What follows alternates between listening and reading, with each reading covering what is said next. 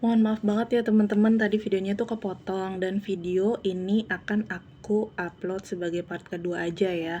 Mohon dimaklumi ya teman-teman, karena aku kan konten ini awalnya kan ya sekedar iseng gitu ya, berbagi inspirasi atau motivasi dari aku sendiri yang pernah mengalami anxiety, depresi, dan psikosomatis gitu. Jadi aku belum punya alat-alat yang support untuk bikin konten yang keren gitu. Nah, barusan itu kepotong karena penyimpanan dalam handphone aku tuh habis. Jadi aku harus hapus-hapus semua video-video lama gitu ya. Aku lanjut lagi ya teman-teman. Tadi aku ngebahas tentang vibrasi. Vibrasi yang menurut teori David Hawkins gitu ya. Itu ada 17 tingkatan vibrasi gitu, dan itu dibagi dua tuh, 9 dan 8 atau 8 dan 9 gitu, aku lupa tepatnya yang gimana. Cuma kalau yang di level atas vibrasi tinggi itu disebut dengan power, dan di level bawah itu disebut dengan force gitu. Nah, kalau untuk level tertinggi vibrasi itu kan enlightenment yang ada di nilai di skor itu antara 700 sampai 1000. Itu mungkin contohnya tuh seperti kayak pemuka agama lah gitu, yang hidupnya tuh sudah tenang banget gitu, hidupnya tuh damai banget. Nah, di bawahnya itu ada bahagia. Nah, itu di bahagia, terus apalagi ya, pokoknya ke bawah-bawah tuh makin jelek lah ya gitu, sampai di level yang paling bawah tuh malu gitu, terus di atasnya ada takut, terus atasnya lagi ada marah gitu. Nah, aku tuh ngerasain sendiri vibrasi aku tuh turun, anjlok jauh gitu. Dari yang tadinya sukacita, bahagia gitu, turun sampai ke marah, takut, dendam gitu. Yang tadinya ada di skor sekitar 500-an tuh sampai anjlok di angka 100-an gitu. Jadi ya energinya tuh jelek banget gitu. Dengan adanya energi yang jelek gitu kan, eh kalau kita yakin adanya hukum tarik menarik, ya kita juga akan menarik hal-hal yang jelek gitu, kejadian yang jelek kah, atau orang-orang yang jelek kah, itu ya teman-teman ya. Nah, tapi di saat vibrasi aku turun itu, aku tetap nggak mau loh aku disebut aku orang yang punya energi negatif gitu. Ya memang ada sih energi negatifnya, karena kan salah satu contoh energi negatif itu kan mengeluh dan bergibah gitu ya, ngomongin orang, iri, dengki, yang kayak gitu tuh salah satu contoh orang-orang dengan energi negatif. Memang aku akuin aku mengeluh karena aku sakit banget, ngerasain sakit banget si psikosomatis itu. Meskipun itu sakitnya ada di pikiran, tapi itu ngaruh ke sebadan badan, dari atas kepala sampai kaki itu ada sensasi rasa sakit gitu. Nah, meskipun aku mengeluh gitu, yang itu adalah salah satu contoh energi negatif, tapi aku juga mencari jalan untuk sembuh gitu. Jadi kan biasanya orang dengan vibrasi tinggi itu energinya positif, dan orang dengan vibrasi rendah itu energinya negatif. Nah, tapi di saat vibrasi aku tuh ada di bawah, yang takut, yang marah, yang dendam, itu aku tetap, karena aku tahu ini aku nggak beres nih, ini aku udah kena anxiety dan psikosomatis gitu. Itu tuh aku pengen banget nyari kesembuhan gitu. Suami aku dinasnya jauh, susah untuk transportasi dan perizinan ya, waktu ya, karena sebagai abdi negara gitu. Itu tuh aku sampai hampir tiap hari aku teleponan, itu aku isinya tuh nangis marah, "Kamu pulang, kamu pulang. Aku mau sembuh, aku mau berobat, tapi aku maunya kamu yang jaga anak-anak." Kita orang tuanya, saya tuh seidealis itu ya, pengennya tuh perfect semuanya. Nah, itu tuh karakter orang yang rentan juga kan kena anxiety, kena depresi, ketika hal-hal yang mereka harapkan itu tidak berjalan sesuai yang diinginkan gitu.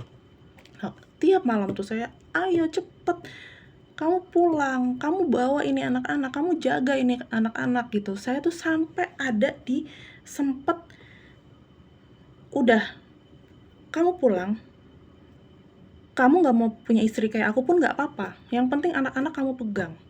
Saya sampai ngomong gitu. Gue mau rehab, gue mau sembuh, nggak apa-apa taruh gue di panti rehab atau di, mohon maaf ya, atau ada di rumah sakit jiwa atau apa, ini gue udah nggak bener gitu.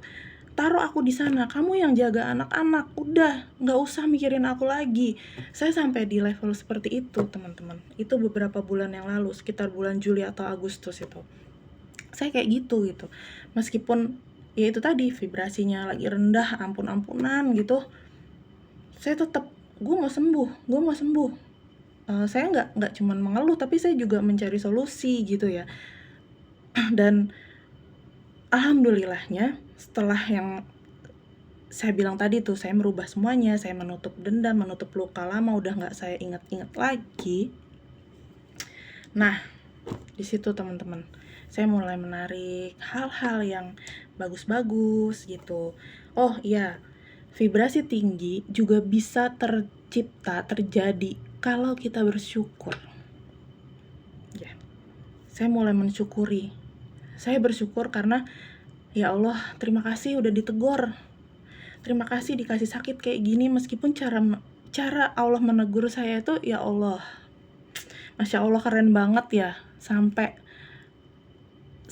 mengalami gangguan mental gitu loh. Tapi dibalik semua itu tuh, bener-bener teman-teman, kalau ini nggak terjadi, kan saya tuh ngerasanya kayak belum tentu loh hubungan saya tuh balik seharmonis itu sama orang tua, sama suami, kayak gitu. Belum tentu saya bisa memaafkan lebih banyak lagi gitu. Belum tentu saya bisa menyikapi segala sesuatu yang hadir di hidup saya tuh dengan wajar gitu ya. Kayak sekarang saya tuh udah sesantai itu gitu. Saya udah nggak mikirin lah, kayak tadinya saya pengen anak saya begini, begitu gitu. Tapi namanya anak juga kan nggak bisa disamaratakan. Jadi udah saya sekarang santai aja gitu. Dan nggak gampang tersinggung lagi, nggak gampang marah lagi gitu, dan nggak gampang ngeluh lagi. Dan gini teman-teman, nih ya, saya itu kemarin itu juga ngalamin hal yang ya Allah melegakan banget gitu. Saya ada hutang riba yang lunasnya masih 5 tahun lagi. Dan mungkin kalau teman-teman tahu, kalau untuk pinjem itu prosesnya lebih gampang daripada untuk melunasi ya, meskipun kita udah ada dananya. Oke, saya jual sebagian besar logam mulia yang saya punya. Itu baru nutup separuh. Oke, saya jual mobil. Saya udah iklanin itu mobil. Sudah ditawar, sudah deal harga, tinggal nganterin aja gitu. Qadarullah, teman suami saya tahu.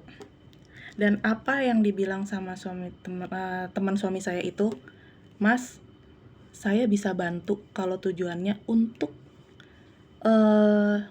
mutus riba. Duit sebesar itu gitu ya, yang seharga mobil itu kami bisa dapat tanpa kami harus menjual mobil. Memang itu kami posisinya masih meminjam juga, tapi itu bukan hutang riba. Teman suami saya itu bisa meminjamkan dan mengembalikannya itu ya tenornya tuh semampu kita. Ada duit segini, nggak mengikat berapa yang harus dikembalikan per bulannya gitu, dan nggak ada bunga kan, meminjamkannya dengan seikhlas itu gitu. Itu benar-benar pengalaman spiritual yang ya Allah, bener nih aku dapat ini gitu. Emang bener-bener fa inna ma'al usri yusra, inna ma'al usri yusra itu bener-bener terjadi gitu teman-teman. Di balik semua kesulitan itu pasti ada kemudahan.